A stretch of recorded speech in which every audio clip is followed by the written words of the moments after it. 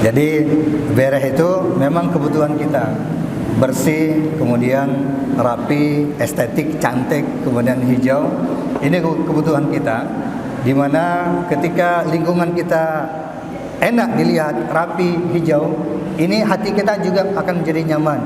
Nah, masjid adalah tempat kita berkumpul, masjid adalah tempat ibadah kita. Nah, ini kita jalankan program tersebut agar masjid-masjid yang ada, khususnya dalam tujuan Safar Ramadan ini, lebih cantik, lebih indah, lebih hijau.